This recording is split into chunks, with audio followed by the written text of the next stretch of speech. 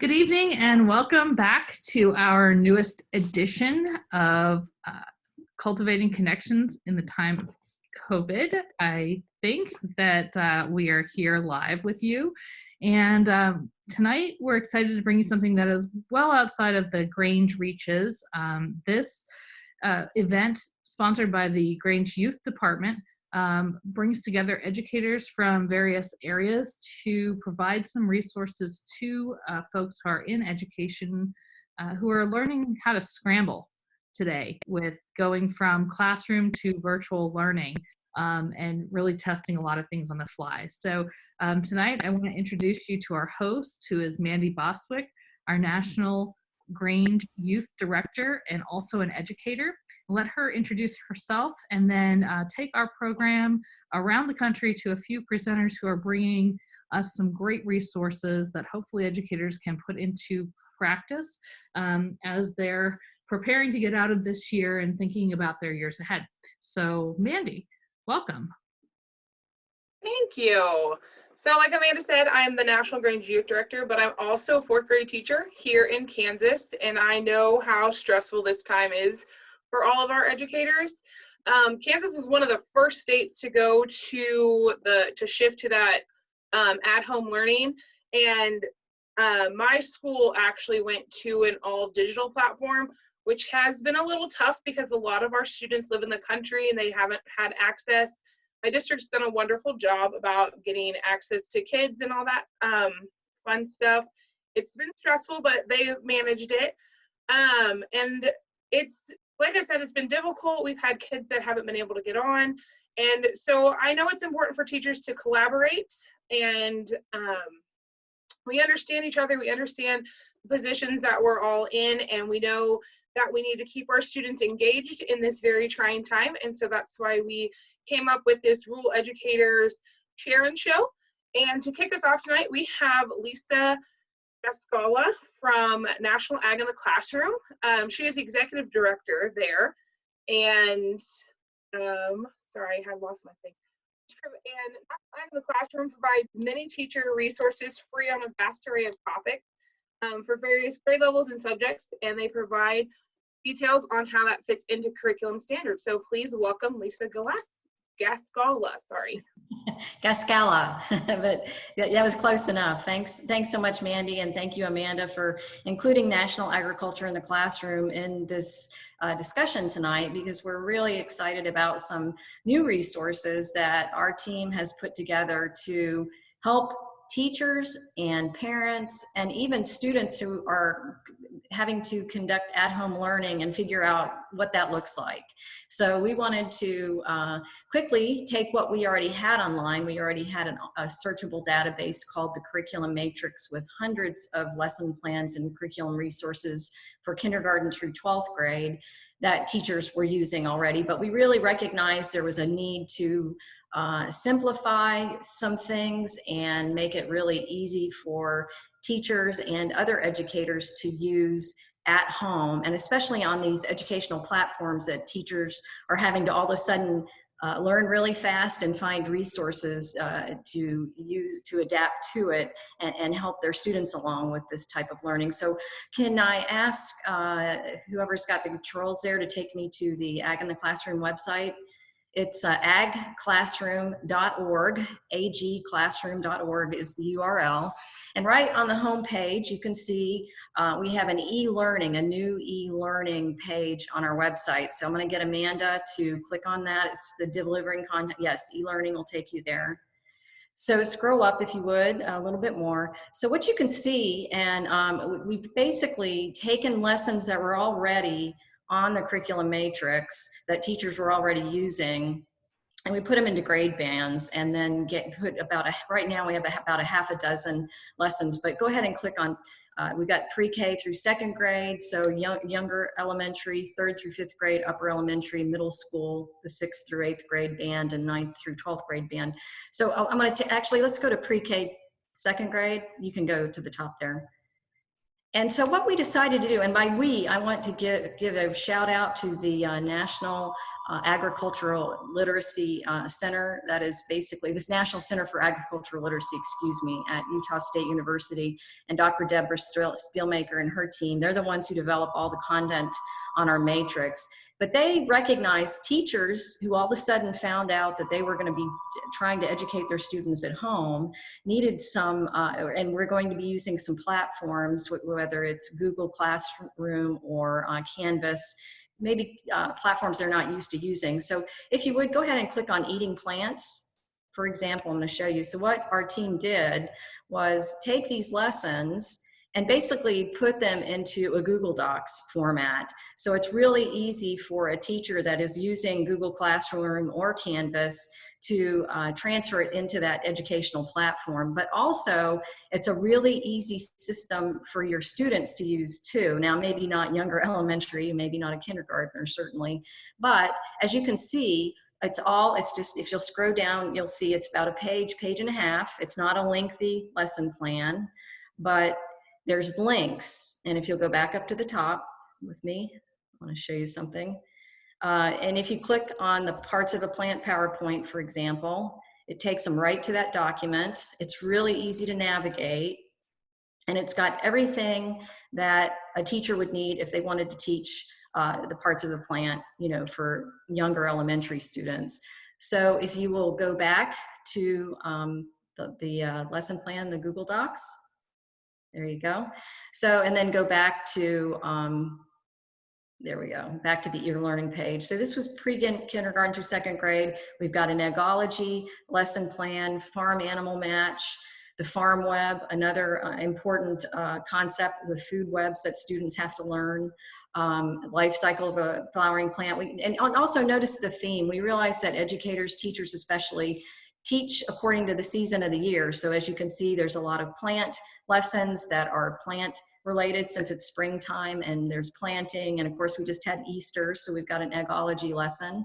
Then Amanda, if you could take us to the 3rd through 5th grade band. We have some more lessons for upper elementary, again, more about planting. We get into making bioplastic, which is a renewable and non-renewable resources lesson plan. That is a concept that's in the standards for this grade range. And Who Grew My Soup? We have permission from the publisher to use this book, but there's a great lesson plan that goes with it, where students really investigate the sources of the food they eat and the processes involved in getting it from the farm to the fork. So if you'll go back up, scroll back up to the top and take us to 6th through 8th grade. For middle and high school, we have a great resource. It's called Journey 2050. You can go ahead and click on that too if you would like. Journey 2050, it's an educational gaming platform that Nutrien Limited developed, but kids basically become, and it's geared to 7th through 12th grade, but it's got 7 different lesson plans that go with the game that they play. And so basically it teaches students all about sustainability on the farm, and they basically farm in 3 different countries and compete against each other to become the most sustainable farm. So you'll see, again, I'll take you, if you go up to the first lesson, scroll up, and if I'm talking too fast, please forgive me, but yeah, click on the Google Doc for lesson 1. This is where they learn what sustainable agriculture means in this lesson. But something we wanted to show you, you might want to move your cursor. There we go. So number 1, you'll see there is actually an online video module for the teacher to view that will explain to you this lesson and gives you important questions and videos that you can ask your students to watch, and then questions to answer before they even play the game. So there's, like I said, 7 different levels. So the first lesson is all about learning about what sustainable agriculture is. And then if you go back up to the second lesson, go up to the top there. Second lesson's on plant nutrients. So they'll learn about what that means in this lesson plan. And then once you go through each of these modules, they'll have a chance to play the game at the end of it after they've actually watched the videos and answered some questions. So we felt Journey 2050 was a great middle school, high school resource and something, a virtual experience for students. It's a fun game where they actually farm in 3 different countries and make decisions about what they're going to plant and how to cultivate it.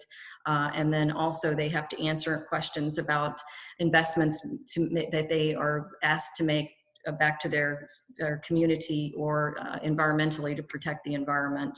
So Journey 2050 is a big piece of the middle school e-learning, and then high school, we also use Journey 2050 for that grade band, as well as a genetics lesson on genetic selection and some some high school level lessons and activities. But bottom line, this is our e-learning page, and I'm going to ask Amanda to take us back to e-learning, the home. And again, this was something that we decided we wanted to do to make it easy for teachers who found themselves at home, give them ready to use resources that they could use on whatever educational platform they are having to use right now. Something to also make it a little easier, and something about it too is, as you can see, these activities are pretty easy and hands-on. And if you'll go to the 3rd through 5th grade band there real quick, I'll show you something that the farming in a glove, the glove with the cotton balls and the seeds, easy activities that even parents can do with their kids at home if parents are indeed conducting the learning at home. Sometimes it's even siblings or grandparents, but we try to provide activities that were easy for those who are not in the classroom, teachers, or are finding themselves having to be educators at home. Some activities they can do with their children to continue that educational process in the house. So this was just one activity I wanted to point out. So you can go back to the e-learning home site. Again, once more, one other thing I want to show you. Go to the home, there we go. Go to the, if you'll click on Ag Bites there, we also organized it in such a way that just click on that, and if you'll start following the hashtag AgBites, AGBYTES, you'll see this too on other social media. We're trying to link that all together with that hashtag phrase. But if you go here to AgBites on our website, everything that's posted to our social media page, and you can stop there, but it basically gives you kindergarten through 2nd grade, a quick video on potatoes and where do they grow, and then a kindergarten through 2nd grade lesson that goes with it, a 3rd through 5th grade lesson that goes with it, and if you'll scroll down a little bit more, middle and high school as well, something that's tied directly to that video and for that grade band. So we wanted to make it real easy to find these e-learning resources as well. So if you would like to go back to the homepage of our website, of the Ag Classroom website, there we go. Amanda did want me to talk about our curriculum matrix too. I really wanted to show you the e-learning site first because I know educators are scrambling. I know you're getting a lot of resources thrown at you, so we wanted to show you how we've organized some of ours to make it easier for you to use on those platforms that you're required to use. But those resources all come from the curriculum matrix. We call it the National Agricultural Literacy Curriculum Matrix here. Scroll down to where it says keyword. But as you can see, you can search our full lesson plans here, and anybody can use these lessons. They're free of charge. That's everything on our website's free. You don't need to set up an account. We try to make it as easy as possible, but you can do a quick keyword search for, let's say, you want to do something on seeds. So if you'll go up to the top and just type in seeds and hit search, it'll take a minute to, you'll get all the lessons, if you'll scroll down, that are related to seeds for all the grade levels there. And if you click on one of these links, it'll take you to the lesson itself so you can see what it looks like. Here's Farmer George, The Seeds of a Presidency, a lesson that was developed for upper elementary, where American history is in the standards and students are having to learn it. But this is where the way our standard lessons are organized. And of course, the e-learning lessons and these curriculum matrix lessons are all tied to educational standards. at the national level, but also, you know, you can see direct ties. You should be able to see direct ties with your state standards as well. But this is just one example if you just do a search for seeds, say. Or if you want to go back, Amanda, to the search bar again. And let's do a little bit more. So we could search for seeds, flowers, bees, or geography, but I'm going to do a search now. We're going to do a little more advanced search. So say I'm a middle school science teacher preparing to teach genetics. So I would type genetics there, and then go down to quick search where you were, and hit the grade level and hit middle school. So I'm that middle school science teacher wanting to search for genetics. So hit the search bar. Yep. Takes a minute to pull. There we go. And there's all the lessons on genetics that are middle school level. And you can click on any of the links. The titles are hot links. It'll take you right to the lesson. If you'll click on one of them, I want to show you something as well. Okay, close on the grow. So if you want to scroll to the bottom, of course, they're all organized this way. But at the bottom, you can see where your ag literacy standards are, where your educational content standards are, and then your Common Core connections too. So for those teachers that are here wanting to know, you know, where the educational standard ties on the lessons are located, that's where you'll find them at the bottom of each lesson. So if you want to scroll back up and take us back to that search bar again. There we go. And say I'm a third grade teacher teaching germination of seeds. So you would type keyword seed or seeds, and then hit upper elementary, 3rd through 5th grade, and then hit the search bar again.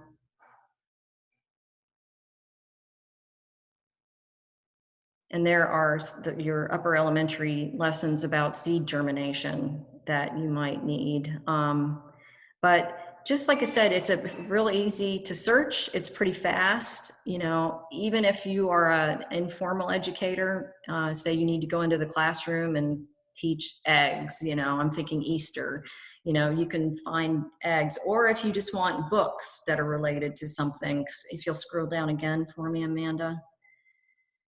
Companion resources. What a companion resource is that is a video, a game, a children's book, as you can see, that might be related. Type in the word seed, and that will pull up all the books that are available that are about seeds, and it should link to a copy of what the book looks like. And it also is, these companion resources are tied to a piece of instruction too, but it shows you the book, what it looks like, and where you can buy it, you know, the URL where you could get the book as well. So that in a nutshell is who we are and what we do and the resources that we provide. I know I've only been given 15 minutes, so I don't want to take too much time. Amanda, if you'll scroll up to the top of the page again, just one last thing I want to point out. At the top, you'll see that grocery cart, resources to grow. We also have an e-store, so some of our lessons, not necessarily the e-learning, but some of our lessons in the matrix have some unusual items that teachers wouldn't be able to find anywhere else. And this is where you can get it. We try to offer, and they're classroom sets of these different activities. So just wanted you to know there's a place, and we don't try to make money off of it. The prices that you see are basically covering the cost of materials, and we try to make it really affordable for teachers and educators too. But this is just another resource that we felt we needed to start providing because, like I said, for some of our lessons, everything we do is agriculture related, and not all of it is not all of the items are easy to find for teachers. But we do also try in the lessons to give you other materials that you can use where you don't need to necessarily buy anything special to conduct the activity. We try to keep it affordable for teachers as well. But in a nutshell, National Agriculture in the Classroom is a nonprofit. We represent active programs in most of the 50 states, including the District of Columbia, thanks to the Grange. They are our members there, our Ag in the Classroom members there. And most recently, we have added Hawaii, Puerto Rico, and the U.S. Virgin Islands. So, but we have active programs in all of those states. And the national website and the matrix and the e-learning resources I just shared with you are resources we offer all of our states, and many of our states have their websites tie right back to the matrix and our websites too. But we provide those types of resources to strengthen their programs back in their home states too. So with that, I'll turn it back over to Amanda. You got a question? Sorry, I had to find a way to unmute myself. I just am going to do the questions from the board and then turn this back to Mandy after we're done with those. So one of the questions from the board asks, are there grade level lessons aligned to the next generation science standards? Yes, and that's been very important for us to tie into the NGSS, especially phenomena-based learning that has become very, and problem-based learning. So we've been in the process of developing more lessons that are tied to those standards. So in answer to your question, yes. Okay. And then the other question we had from Jesse Peterson is, may I share these resources with my public library? Because we do know that in rural communities, a lot of times public library is kind of that extra teaching element. May not be now, they may be closed, but she'd like to be able to share the information about these there. Is that? Absolutely, that would be great. And I know from National Ag in the Classroom, the meetings that we've had as the DC contact from Potomac Grange, there's a lot of resources that some of these folks may have created and may be useful for other teachers. And so I know that you all are also taking suggested lessons and what have you and putting them up after they go through Deb Spielmaker and those folks out of Utah State University. Is that correct? So if somebody here has a lesson, they may want to submit it. Yes, and we do accept submissions. In fact, you can, if you just go to the Curriculum Matrix website, there is a link where you can submit resources. You have to answer some questions and provide some information about it, but there is there is the ability to do that right from our website. Awesome. Thank you so much. I'm going to turn this back over to Mandy. All right, thank you. So speaking as an educator, I've actually used Ag in the Classroom, and I can say that they are very easy to follow lesson plans. I've done an economy one because we were working on economy and it tied into like what you use in your grocery stores. And then I used the store, which is also easy to navigate, to buy stuff for my 4-H ambassadors who were teaching day camps on pollination. And so just a quick little plug for you guys that it is actually super easy to use. So I definitely enjoy using them. So thank you, Lisa, for presenting. Oh, my pleasure. Thank you for having me. All right, so next we have Linda Effexor, and she is the Program Director for Safety in Agriculture Youth Project that is housed with Penn State Extension. SAY offers several lessons, especially for ag educators, but also others with interest in the area. SAY also has curriculum standard information so you can see how it can fit with your objectives for the school year. And of course, with kids at home and that during the hours that they normally wouldn't be, and parents continuing to work on farms and other agricultural related industries, it's a good time to review safety in general. So welcome, Linda Fetzer. Thank you, Mandy. Hopefully the internet holds out for me here. It's a pretty windy day. I'm actually an extension educator through Penn State Extension, and the SAY project is one of my projects. So I'm going to kind of give you an overview. First of all, I want to say thank you for everybody for their role in agriculture right now during this crazy time of uncertainty and social distancing. I also know that many people are taking on new roles as people who normally work off the farm for maybe benefits or off the farm income are now struggling with working from home with poor internet connections and trying to balance that work with now homeschooling children. This is a reminder as things ramp up this spring, as they always do, to take precautions with the children. Don't allow them to do tasks that are not appropriate for them based on their age. Kept out of working areas of the farm. Kids are so curious and they want to be where the action is, but it's not safe for them. They're hard to see from equipment, and the last thing you want is just something to happen on the farm and lose a family member. So like I said, I'm an extension educator, and my focus is ag safety and health. So that's kind of where I'm coming from. I'm going to highlight 3 resources, and Amanda, if you want to put up the first slide, that would be great. Okay, the Safety in Agriculture and Youth, or SAY project. I work very closely with this project. Erin Yoder is actually director and I'm the communications person. This is the SAY project is a U.S. Department of Agriculture grant, and that's through the National Institute for Food and Agriculture. And the grant is held by University of Nebraska, Purdue, and Ohio State. Like I said, from Penn State, but I work with the University of Nebraska on their grant. One of the main products of the SAY project is the SAY National Clearinghouse, which is a one-stop of ag safety and health curriculum resource for especially 4-H and FFA educators. You can see that there's a website is on the screen and a little description. There's 2 different types of things or resources in the clearinghouse. The first is curriculum, and that's going to have learning objectives, an outline for the lesson, and an evaluation. And then the other is called like an other supporting resource, or what Lisa was saying, like a companion resource. That might be a video series. It's going to have still the ag safety and health, but it's not going to have one of those 3 learning objectives outline or an evaluation. I'll have 2 of the 3. Because we do have this mainly for 4-H and FFA, they're aligned to AFNR standards. There's probably 30 to 40 resources in there, resources and curriculums that you can access. But like I said, they are geared towards the AFNR standards. That's how we align them.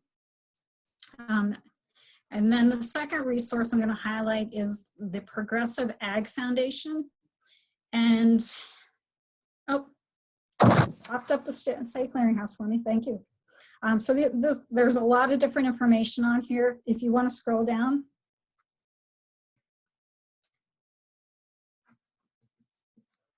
Okay. Yes, those are the AFNR standards, and if you work in FFA, you know what AFNR standards are. If you don't work in FFA, you're not going to know what they're typically, but those are all of the different curriculums and how they align to the different AFNR standards. And you click on each one of those links and it's going to pull up a lesson. And then the other supporting resources are at the bottom. And similar to what Lisa said, if you have lesson plans that you'd be interested in sharing, we'd be happy to look at those and see if they do align with one of the AFNR standards. The second resource I'm going to highlight is the Progressive Ag Foundation. If you're from the rural area, your family might be familiar with Farm Safety Days, or kids or grandkids have attended one in the past. The Progressive Ag Foundation is doing safety lesson drops every day on YouTube and on their Facebook page. These mini lessons are a great way for you and your kids to learn about safety. So I'd highly recommend those. They're a lot of fun. The last resource, if you go that's the Progressive Ag Foundation website. And on the slide that I have, Janet Davidson is the primary contact, and I have her email address there if you want to learn more about the Progressive Ag Foundation. And then the last resource is the National Children's Center for Rural and Agricultural Health and Safety. You can go ahead to the next slide, and their website is there. In the beginning, I talked about having your kids do age-appropriate tasks. The National Children's Center has a website to help you determine what are age-appropriate tasks that are safe for your child or your grandchild. I know we want to involve the kids on the farm as soon as possible, but for many reasons, I strongly recommend that you look at each child's age and their ability before allowing them to do certain tasks, especially when it comes to operating equipment.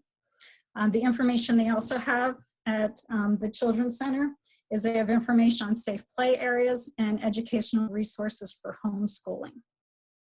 If you're looking for a specific resource, I'm happy to connect you with someone in your state or your region, or direct you to an online resource. The main people I'm going to direct you to are the NIOSH Regional Ag Centers and Cooperative Extension, and my contact information is on that last slide.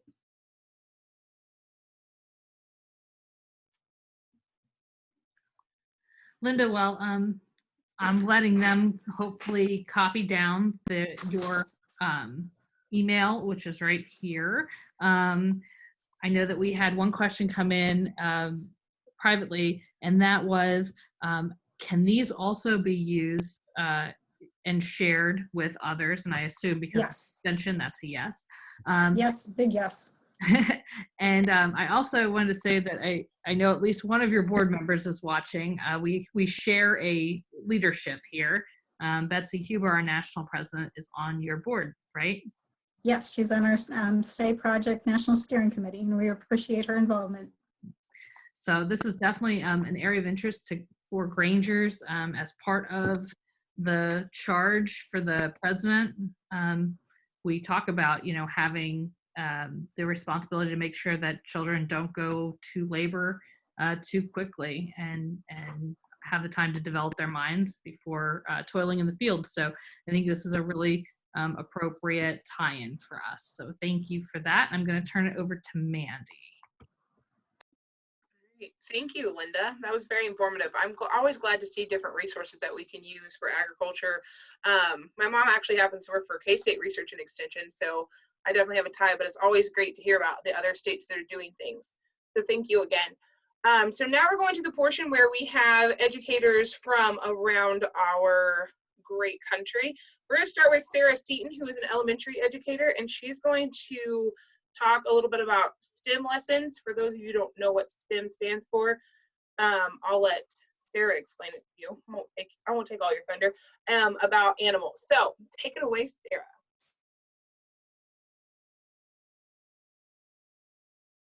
Okay. Again, thanks for having me. I am a teacher in the Oil City Area School District, which is in Venango County, Pennsylvania. It's probably our largest of the 4 districts in our county, but it's still a very rural area that we're in. When we got the directive that we were going to start doing online learning, our district took the option of doing enrichment and review for the rest of the year, mainly because our students, about 30% of our population in our district, lacks the technology to actually get on a computer and all that. So we decided, not we, but our administrators decided to use the platform Padlet. I don't know if any of you are familiar with that, but it's a really neat way of organizing all sorts of resources. And in that Padlet, each grade level has their own little section. I fall under our specials class, and I teach STEM, just like we mentioned earlier. STEM stands for science, technology, engineering, and math. And this is the first year our district went to offering STEM as a special, in addition to our art and music and PE. So what I did, I put together, we're tasked with doing 1 lesson a week for our kids to put up there. And I decided, in light of all the information I've been reading about the dairy industry facing such a hard time during this pandemic, I thought it would be neat to do a review of farm animals, and I chose calves. And I don't know if you have my slide up, if you want to go ahead and show that.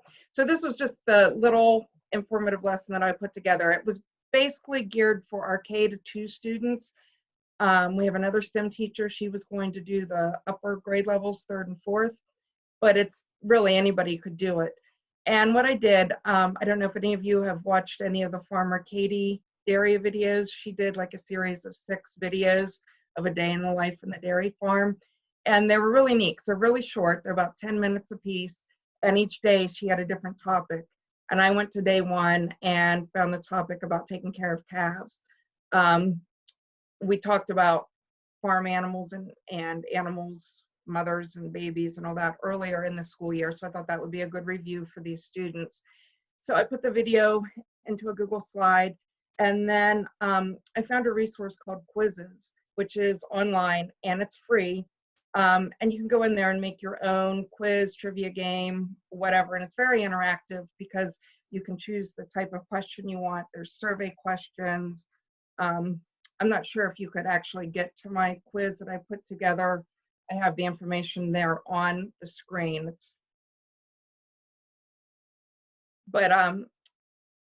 It was just a fun way, I thought, to sort of tie the video into making it a learning activity. And again, the Quizzes is a really neat site that anybody can use. Not only can you design your own, but there's like a library or inventory of quizzes that you can use. Okay, yeah, we're going there. You can, yeah. And today we went live with our thing, and it looks like I had a couple players today, which I was surprised. And this was just like in the video, they talked about some of the different ways STEM was used on the farm. So you just go through there and there's survey questions, all sorts of things. It's neat. It will also read aloud to you. Just a really neat way to put together your assessments for a lesson. And that's about all I have. This is a really awesome addition to the lesson. I think just sharing something like this, Quizzes. And just, I forgot to mention this when we were signing on. We will have a list of all the resources that these educators have provided us going up in a link after this on this feed. And we'll also be putting it out in our patrons chain this week. So Quizzes as well as the lesson itself will all be part of that. So if you did not get to write that down, we will make sure to get it out to you. Mandy?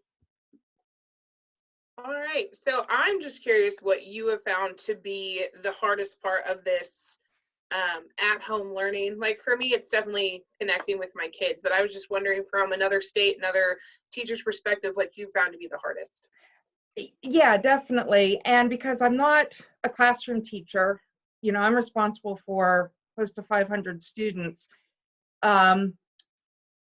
Contacting them has been hard. So we've been relying on the classroom teachers sort of to do the contacting for them and sending them over our way as the specialists. But yeah, it's it's a whole new way of thinking and trying to deliver quality instruction while you're behind the computer and you're not face to face with the students. We had our first office hour today, and as a specials, the gym teacher, the art teacher, the music teacher, and I all do ours together. So we were able to get all the kids come in there, but we had I think 8 kids total that showed up today. Now it was the first day, so hopefully as they get used to logging in and doing all, and we're doing our office hours via Zoom as well. But hopefully this takes off and they get used to this new style of learning. Yeah, and I had a question too of Sarah and Mandy. What are the expectations of the two of you from your administrators right now? I know from what they want us to do. Like I said, we're responsible for doing a lesson a week. It cannot be introducing any type of new content, something that we've already done, so we can review it. for me, it's because I'm not a classroom teacher. I see how like our first, second, third, fourth grade teachers are struggling to put things together because there's still so much that they wanted to do over the course of the year, and now they're stuck and they're trying to review some of these things, and it's just hard to try to find the right type of lessons to make sure that you are getting them and then getting them to the kids. We're also in the process of keeping track of, as we contact parents, kids that don't have the technology, so we can send out all this stuff in paper form so that they can access it that way. And we do that with their lunches. When they pick up lunches, if they need a packet, that's when they get their packet, when they're getting their lunches. So like I said at the beginning, we went to a completely online platform. We're all using Google Classroom, so our kids have access to that. And the state put out that fourth and fifth grade, we are only allowed 90 minutes a day of learning, which includes the lessons that we present and work that the kids do. So right now we're focusing on math and reading, where later on, probably next week or the week after, we're going to implement some science and social studies into our lessons. But I have to screen record myself every day, putting the lessons together. That's actually what that is in the background. That's my whiteboard. And so I have to do that for my math and for my reading, and have all the resources for the kids available within that Google Classroom. And then I'm on every day pretty much from 8:30 to about 5:30, because that's when I'm done staring at a screen, answering questions for my kids on Google Classroom. And then we do have office hours Monday through Thursdays for kids to get on and talk to us. And I'm the only fourth grade teacher, so it's only me and my classroom aide that's on helping talk to kids during that time. Wow. So. Thank you. Good luck. Thank you. So thank you, Sarah, for presenting. Next, we have Cody Titus. She is a high school teacher from Washington State, and she will be presenting how she's been doing lessons in finance. So welcome, Cody. Cody Titus. I'm a business education teacher at La Crosse School District. Our district is very small. We have 100 kids, preschool through 12th grade, and 20 of those are in the high school. So we have 5 kids per grade level in the high school. I do a lot of academic counseling and other things like homeless and foster care liaison, those types of things. So most of my classes are singletons, meaning that I just have one person in a class because of their core schedule. So most of my lessons are online for them, because if I have to leave, they have to be able to still work. So I use 2 programs mainly for financial literacy. The first one is Bonsai, and that is financed by a local credit union here. Show you the brochures that they send us. But this is all completely online, and they were one of the first ones to come out with the COVID-19 to saying that now it's free for everyone. So they have 3 platforms. One is for what they call elementary school, Bonsai Junior. That's ages 8 to 12, and our school actually piloted that one for them. And then Bonsai Teen, ages 13 to 18 for middle and high school, and then Bonsai Plus for those who finish the Bonsai Teen, ages 16 plus.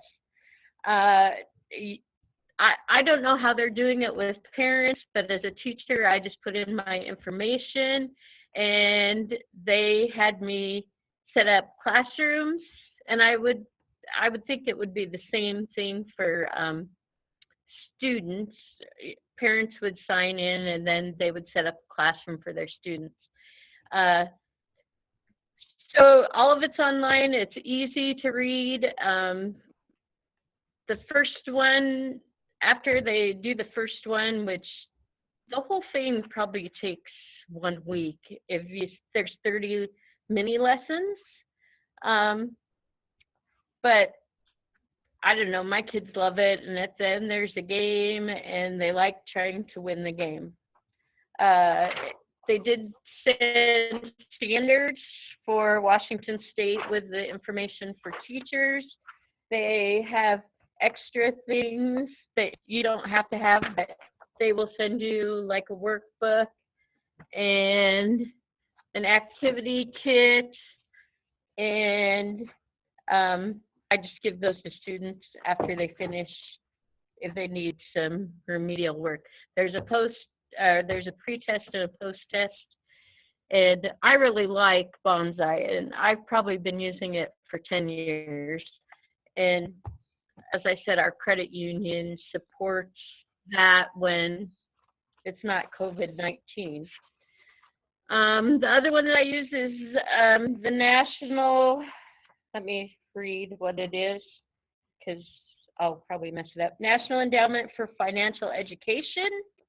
Those are 6 workbooks, and they go through money management, control your cash flow, borrowing, use, don't abuse. Module 3 is earning power more than a paycheck. Module 4 is investing. Module 5 is financial services, care for your cash, and Module 6 is insurance.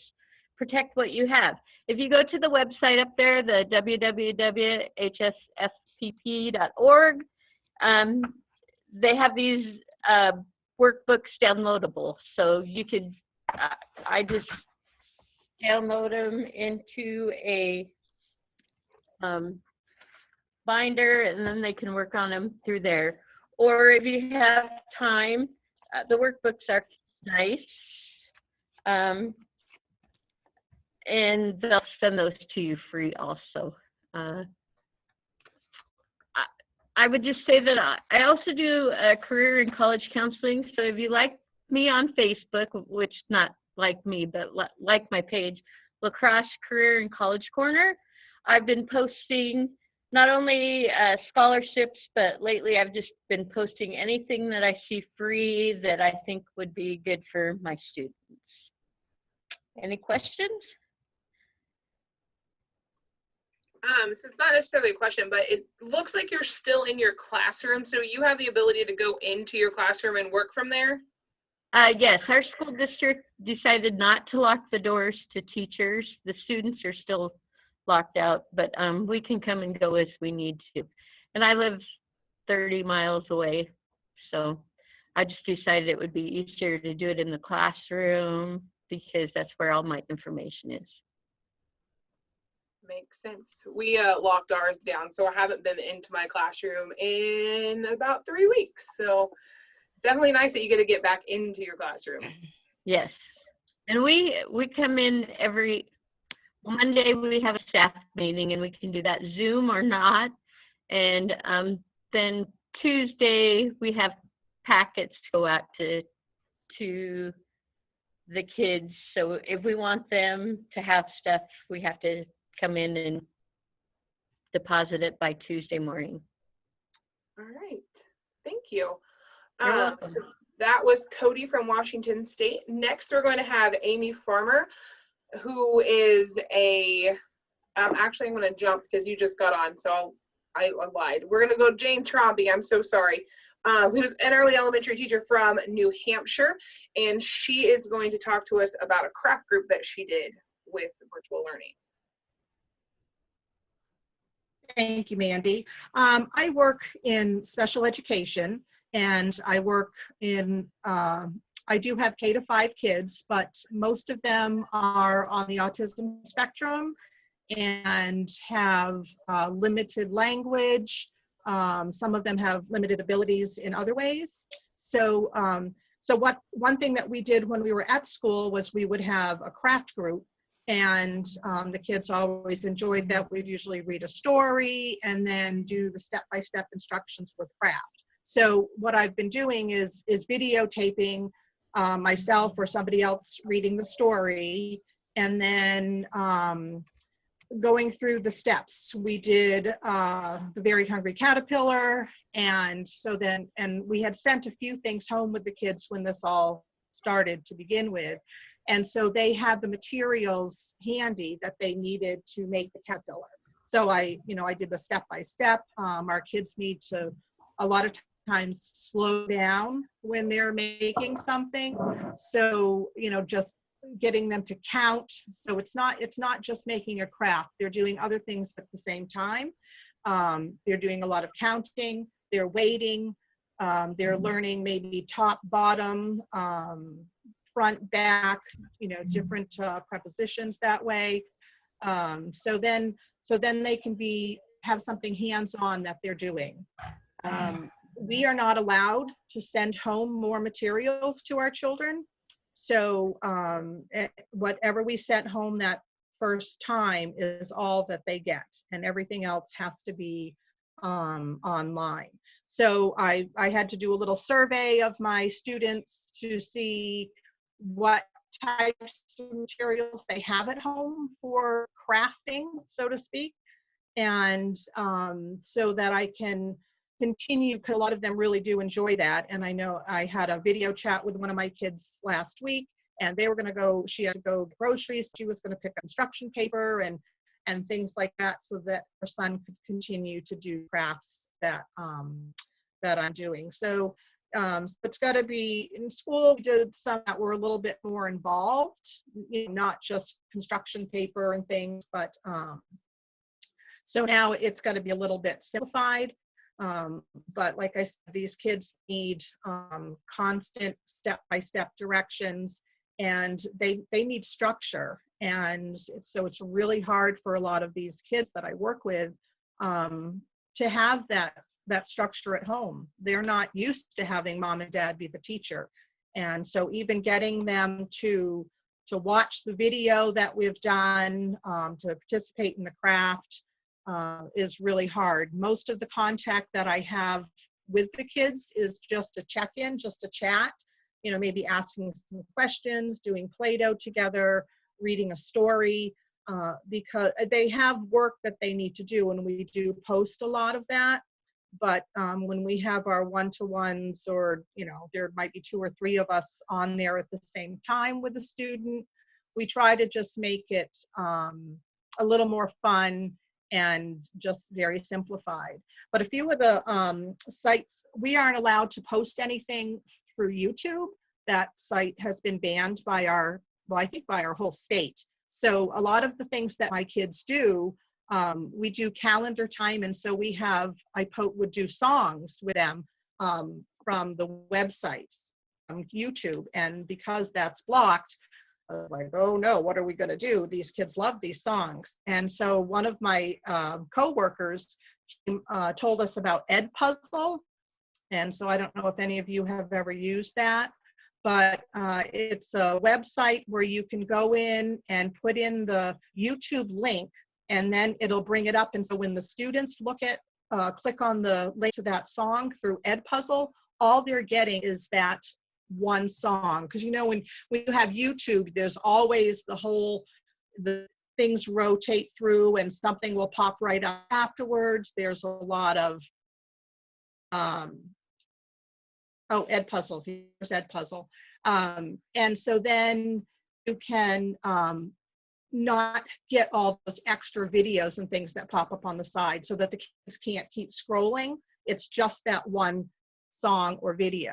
So I've actually been doing that also, as if I don't have a story that I want, I find a story that's read online, and then I can go ahead in and put that story, put the craft activity, and maybe a song to go with that as well, using Edpuzzle. So that's helped me tremendously, because like I said, YouTube, when I got the email saying YouTube was blocked or we weren't allowed to use it, I was devastated that I couldn't share my calendar time songs and things with my students. So Edpuzzle was a huge saver for me. Lesson Picks is another program that we have used, and it is a purchased site. in our school district, I think only 20 of us have access to lesson picks, but they, with all of this going on, they have changed some of their, because everything was that you would have to print it out. And so they have done it now so that they have it downloadable to be able to do it in different PDF formats, where you could make a bingo game, and they have little, you know, the not daubers, but, you know, the icons to put on your bingo page. So they made it so interactive. So those are a couple sites that have really saved me working with my students that that have more difficulty and can't access the regular classroom education. So I know we have a few parents on here. Do you have any other tips for them that are working with their special needs kids as now as their educator? Like anything you can give them? Yeah, I mean, I think you know, anything.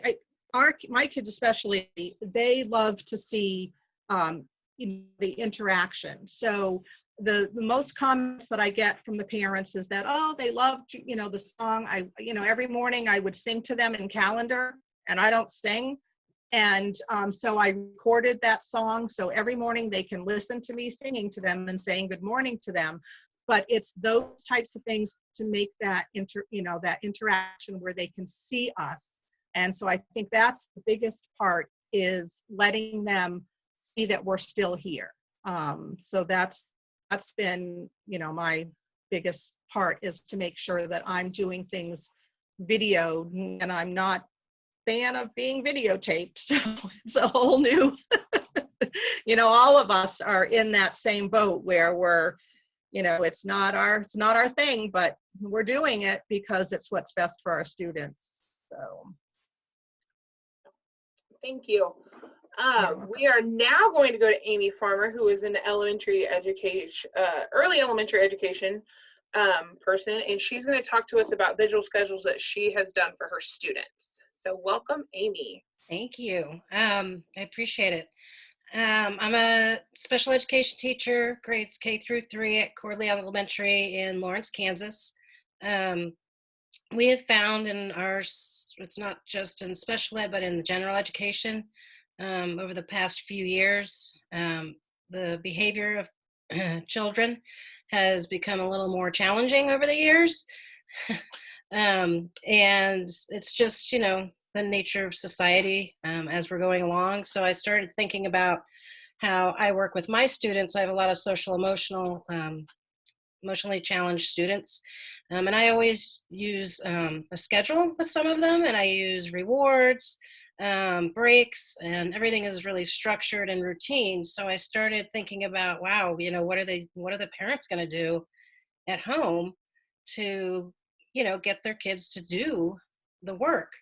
Thankfully, our district is more concerned about everyone's social emotional health right now, that it's not, I mean, we're doing work with students.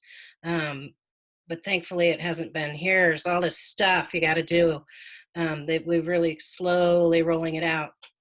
Anyway, I decided to create a visual schedule for parents to use if they want to get the students, their kids motivated and get their work done. So I am going to share the visual schedule, and I don't know if there's a way to, hold on one second. I can't talk and do it at the same time. There we go. I don't know if there's a way to share this with everybody. I'm a sharer, so why reinvent the wheel? And it's visual. This is very similar to what I use with some of my students because they just don't want to do the work. It's boring, it's stupid, you know, the whole thing that, you know, we go through. I'm sure it's not different anywhere else. So it's basically, you know, it's reading. You can do whatever you want. You can plug anything you want in here. It's just you know, it's a table. Movement break. And I always throw in a snack, writing prompts, and I'm going to show you some things down here at the bottom in just a minute.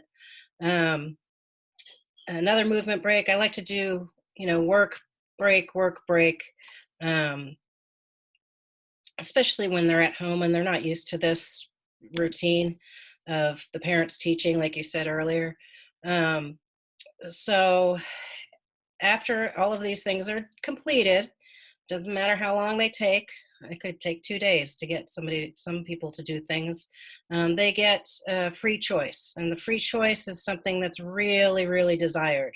I have one student who is in 2nd grade, has Down syndrome, more cognitively 2-3 years old, and was in love with Go Noodle. I don't know if you all are familiar with that.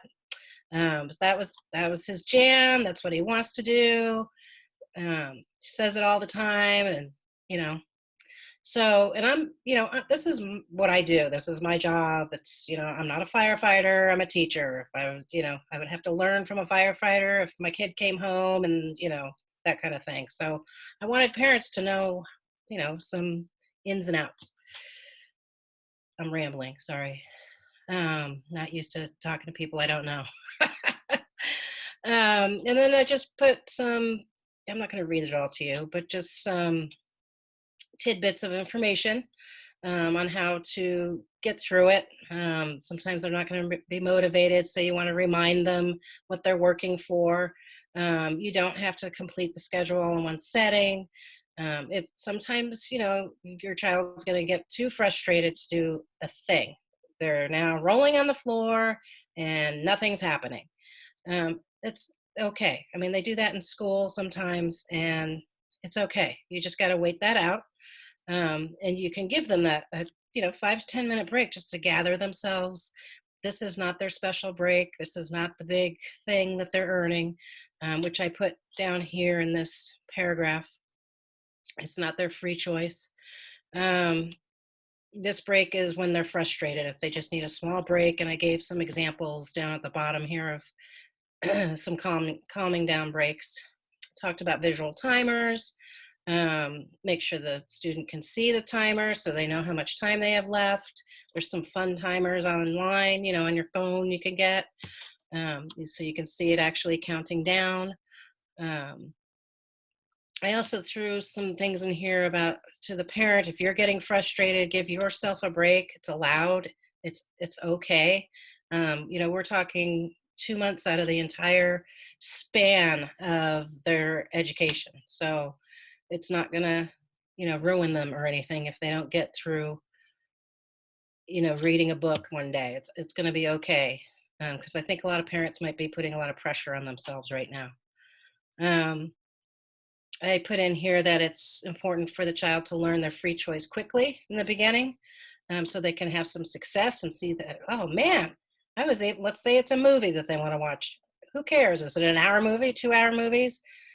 That's fine. I mean, we are all stuck at home. It's 2 hours out of your day.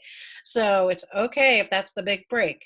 Once they can see that and have that taste of success, then you can start making things go, make things a little harder to do, make it last a little bit longer, so they don't get it right away. And you don't have to do that. It's just a recommendation. Oh, I should have taken this one out here. This right here is from our district, sorry. We are using Seesaw. I don't know if anyone's familiar with that. Our district uses that, where you can record things and talk to your kids, and they can hand in assignments, they can show their work. And that we're offering students choice boards of things that they could pick to do, so they have some, have choice, have some independence. To be pick 1 out of the 3 math things, pick 2 out of the 5 reading things to do this week, or something like that. Down here are just movement exercise examples, and then down here are calm down activities and strategies. And these are all things that I've used throughout my years. There's plenty more. I'm sure you all have great ideas of calming down and movement exercises, and there's so much out there. that they can do. And that's it. It's not elaborate. It's just something I felt like the parents might be able to use just to help themselves out and not get so stressed out. All right, thank you. We had one person say, one of our viewers, say that a lot of her students would benefit from that schedule. And just to remind everybody, we will be compiling these resources to put together to help people who may not have got on or people who did to get that. A lot of teachers could do this in their class when it goes back to normal too.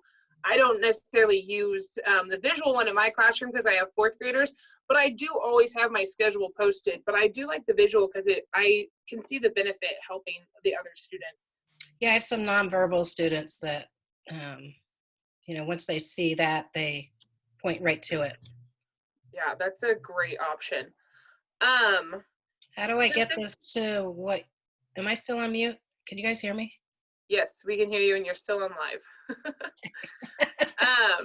So I'm going to ask this question to all of our educators on here. So just what does this virtual learning and virtual teaching mean to you guys, and like how are you taking it just on your own? I know we've heard from you, but like what else are you doing it just to make it feel like it's still your classroom? Like as you can see, like I've pretty much set up a classroom here with my whiteboard in the back. What are you guys doing? I know some of you aren't in general education. Just what are you guys doing?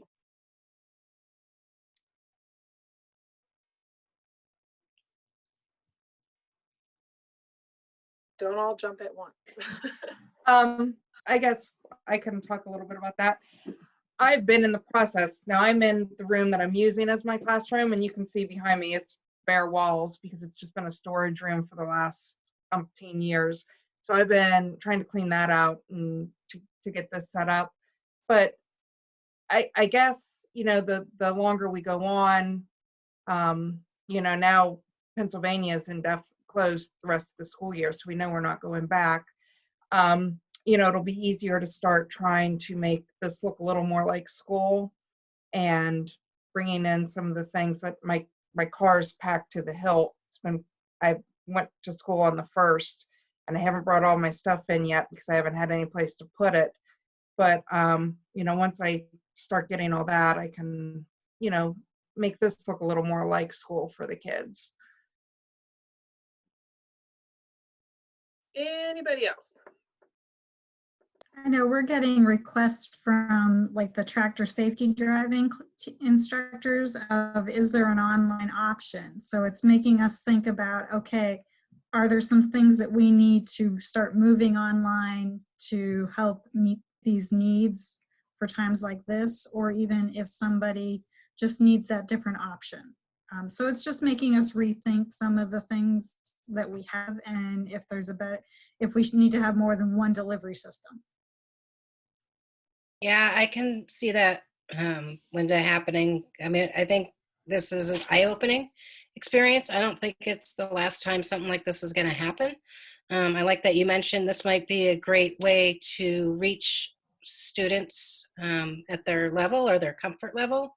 There's a lot of kids getting homeschooled already in our country, but this might be a great way to reach certain students that otherwise wouldn't get the information. But I think we need to be prepared.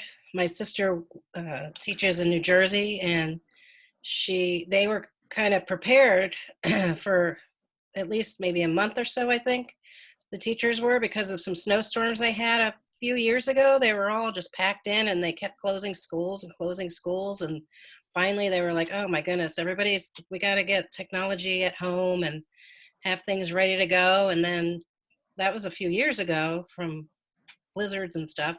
And now they were ready to go. They didn't have to think twice about it.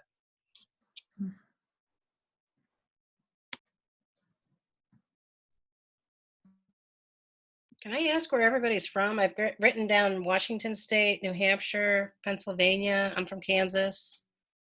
I'm also from Kansas. Florida. Florida, okay. All right. Amanda, do you have any final words to say, or does anybody else have final words to say? I would like to do a better job of answering that NGSS question. So I don't know who asked it, but I will get that information to Amanda to get out to everybody if you're interested in it. We do definitely tie into NGSS in our lessons, and I want to put together and show you how you can find that. So That's there's awesome. not enough time tonight, so.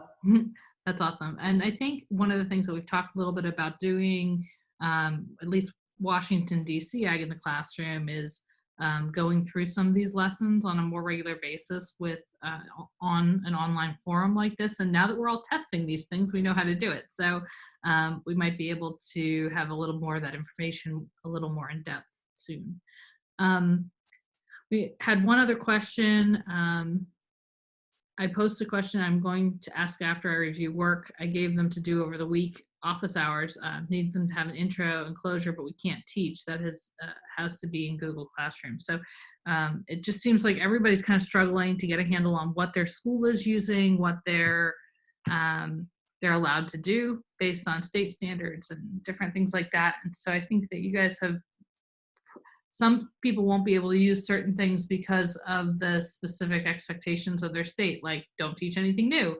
But the things that you've provided, I think, are really useful for everybody to have, because they may not use it now, but they may use it next year when things are back to normal.